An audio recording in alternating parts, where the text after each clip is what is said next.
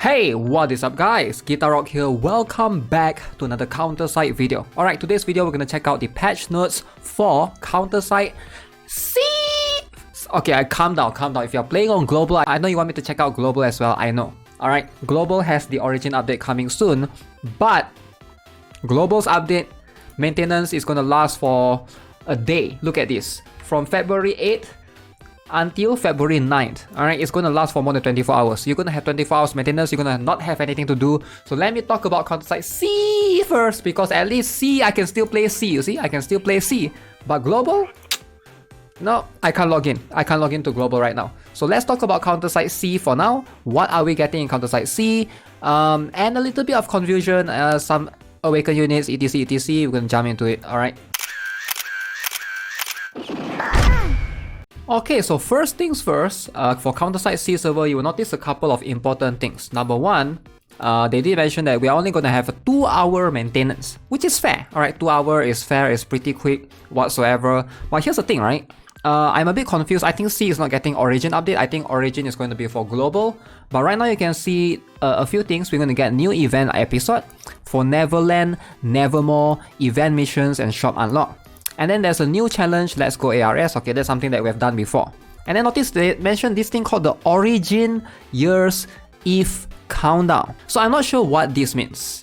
I'm not entirely sure what this means. I think this is going to be the date when C will get Origin. So basically, C is counting down to Origin. C is not going to get Origin yet. Global will have it first, JP will have it, every other server will have it except for C, because they are doing the countdown. You can see from 8th of February until 28th of February. So I'm guessing we will be getting the Origin countdown in about 20 more days, which seems about right. If you notice right here, from 8th to 28th is about 20 more days. So I think we'll be getting it end of this month, end of February. So I think that's when this counter pass is going to end as well. As you can see, we're going to have counter pass 14 days left. So yeah, I think that's going to be in line with everything that's coming as well. So we're going to get 2 new characters on C server. Number 1, we're going to have Final Phase Sigma. Okay, so this is going to be Awaken Sigma for those of you who don't know. Number 2, we're going to have Skia Crow. Okay, so I'm really excited for Skia Crow actually, personally, because Skia Crow is one of the favorites in KR server for soldier teams. If you run soldier, if you run mech, actually she's a mech, you might want to consider her as an option. So they're going to add a Sigma Update Celebration Classified, added daily special training package, new season starts. So on February 28th, Danger Close will undergo a complete overhaul. Okay, so notice they mentioned here on February 28th. Danger Close will undergo a complete overhaul. So players who participate in and achieve a certain Danger Close will be rewarded with a special emblem.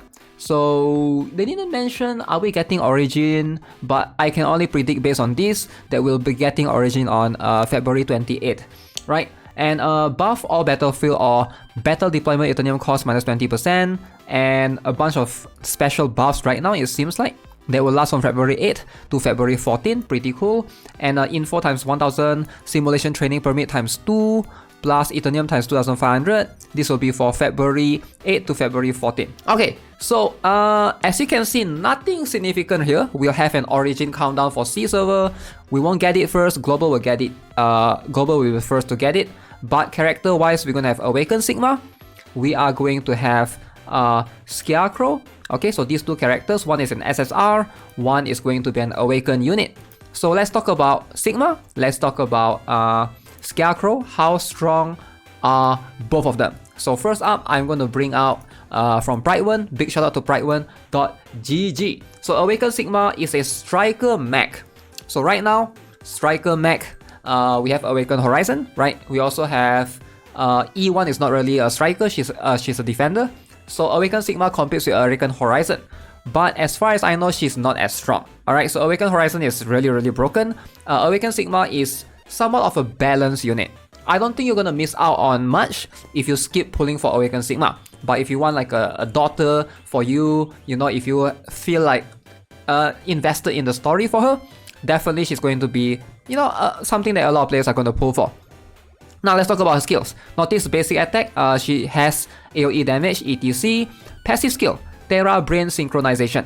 Deploys together with Terra Brain while Terra Brain is on field. All Sigma attacks except for ultimate will unleash additional attacks, and Sigma will gain additional effects. Terra Brain cannot receive healing, buffs or debuffs, and gets destroyed after receiving 15 hits regardless of damage. So notice one thing here, is not really a damage kind of thing, it's more like a 15 hits, it's a hits kind of thing. Alright, so what she does, Terra Brain, you can see, it's very good for PvP. You can see right here, PvE it gives attack times plus 15%, recovery HP plus 1.5%, roll, disadvantage, damage resistance plus 100%, but in PvP these two are doubled, while this one stays the same. Right, all allies also gain 50% of the roll, disadvantage, damage resistance. So again, I want to remind you guys that Sigma, Awakened Sigma, is going to be a mech. Alright, mech. That means she is going to fit better in a mech team. Alright, so she's going to be able to benefit with a lot of other, mechs, and Coffin 6 going to be suitable for her. She's definitely a decent PvP unit. I wouldn't say she's bad, but I think there are better options. So look at this special skill. Approaches the target in front, strike them with the gauntlet. So this is where she punched multiple times, right? Immune to hit stun from special or lower skills when she casts this. Alright, so this is pretty cool. Every additional attack reduces the cooldown of the special skill by 1 second. This is going to help her a little bit. And then the last one, this is the ultimate skill. I actually do like this skill. It does a lot of damage, similar to Awaken Lee Soo-yeon's ultimate skill to a certain extent, right? It fires a laser, AoE damage, and then becomes skill. The damage targets will have their skill sealed for 10 seconds. This is like not bad in PvP. This is going to affect a lot of things. Does not deal damage to targets standing further away more than 13 meters. Alright, so 18 seconds after casting the skill, additional attacks will always crit. Ultimate cooldown minus 12 seconds when Sigma enters the runaway state. So this ultimate definitely is one of the highest, one of her tangible important skill for PvP. Alright, you want her to be able to use the ultimate skill most of the time, and ideally you want to give her skill haste so that she activates the ultimate skill more often or faster, right? The thing is, if you play PvP a lot, I think Awakened Sigma is going to help you.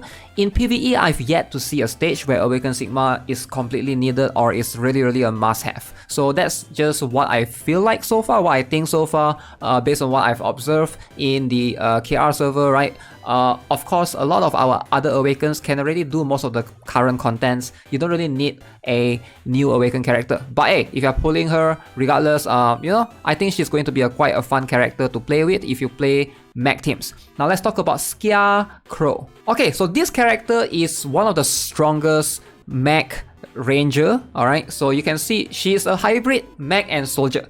That means she's something like Overflow to a certain extent. She fits in the mech team, she also fits in the soldier team, but more so in the soldier team. Now you can see Skia Crow, all she does in the basic skill is just hits back. So this one is what makes her really strong. The passive skill at the beginning moves backward when HP is at 60%, switches to attack mode. When activating passive skill, basic attacks damage slightly decrease, gains a hit stun effect and resets the cooldown of her special skill in truth. Yeah, she's going to change her visors emoji. Now, this skill, the special skill, does a lot of damage. I've seen this in PvP a lot, right? She is a, what do you call this, Fury type, where she's going to activate skills based upon how many basic attacks she does, as opposed to skill haste. Fires out a beam in her eyes, deals damage to enemies within range. Enemies hit by this skill have their melee damage reduced by 20% for 12 seconds, and this skill is really strong. Alright, so attack speed plus 15% for 8 seconds after casting the skill.